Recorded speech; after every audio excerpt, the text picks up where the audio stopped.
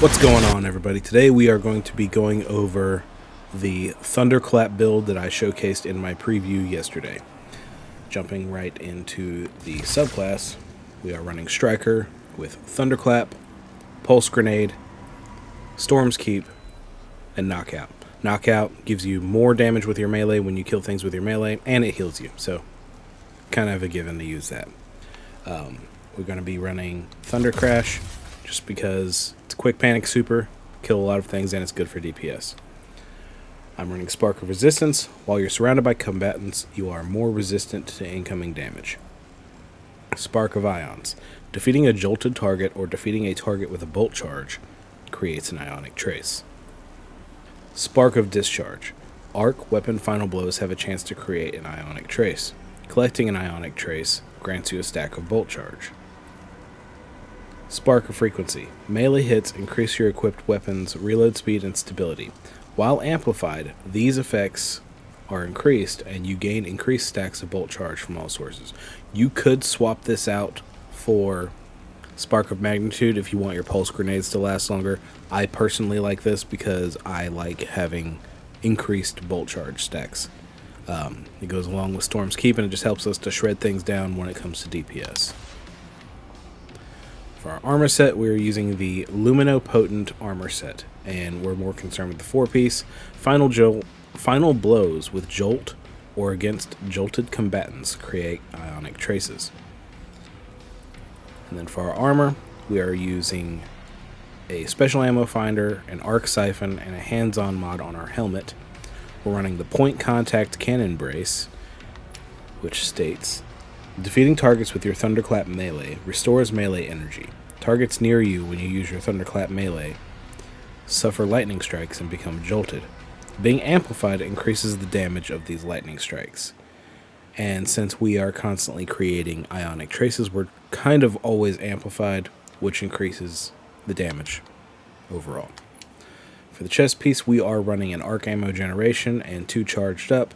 That way we can have higher armor charge. On our boots, we are running a better already. That way, whenever we pick up an orb, we start healing. Elemental charge. Every time we pick up an ionic trace, we have an escalating chance to get an armor charge. And kinetic weapon surge. Kinetic weapons do more damage. This is going to come in handy for our Bastion. On the class item, we have Special Finisher. That way we can always have ammo and be ready to go for the next damage phase. Powerful Attraction. Whenever you activate your class ability, you collect all nearby orbs. And Time Dilation. Your armor charge lasts longer. Pretty simple. For our exotic, we are running Bastion. And the reason Bastion works so well, after a successful melee hit, this weapon gains increased damage, reduced charge time, and improves reload speed for a short duration. Hitting a target with most of the pellets in the burst increase melee damage for a short duration. Now, I haven't done the math myself, but I have heard that this is a greater amp than 1-2 punch and trench barrel. It's basically wrapped up into one gun. For my primary, I'm using the Snipe Hunt Mark 47. I really like this gun. It's got jolting feedback and chaos reshaped. I do believe this is bugged right now, so it's not healing you the way it's supposed to, but it still has a really good damage boost. But you've always got gear shift. Reloading after a final blow or becoming amplified grants a longer period of increased damage. Stacks up to 5 times. I just genuinely really like this gun. I feel like it works really well with this build, and it deals with overload champions really nicely. For my heavy, I'm running the Terminus Horizon. I've got Trickle Charge and Jolting Feedback. That way when I'm using my Storm's Keep Barricade, I can just keep shooting and I don't have to reload. And for my artifact, I am running Defibrillating Blast. Stunning a champion grants maximum stacks of bolt charge. Damaging targets with bolt charge. Bolts jolts them and heals you. And since we have the increased bolt charge generation from our fragments, we are pretty consistently healing as we kill things. Particle Reconstruction, as we deal damage with fusion rifles, they gain bonus damage against the target, and sometimes they will auto-reload. I haven't seen it do it that much, but it can happen. Flashover, whenever you gain maximum bolt charge, you also become amplified. Lightning bolts deal more damage.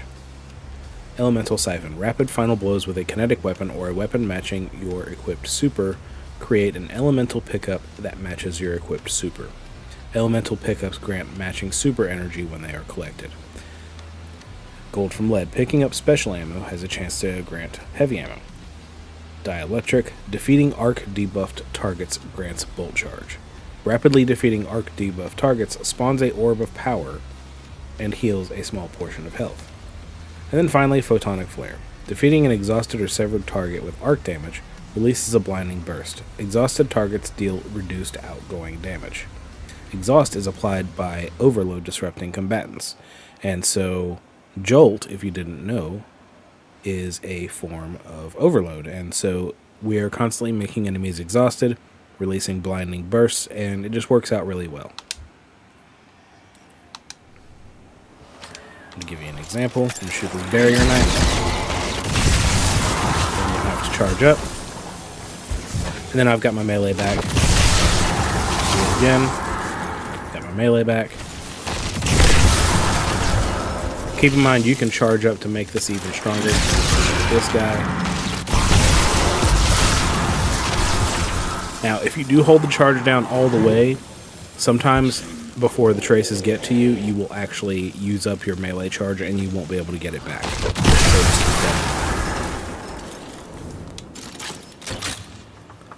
Yeah, that's pretty much it. If you guys like the video, don't forget to hit like and follow.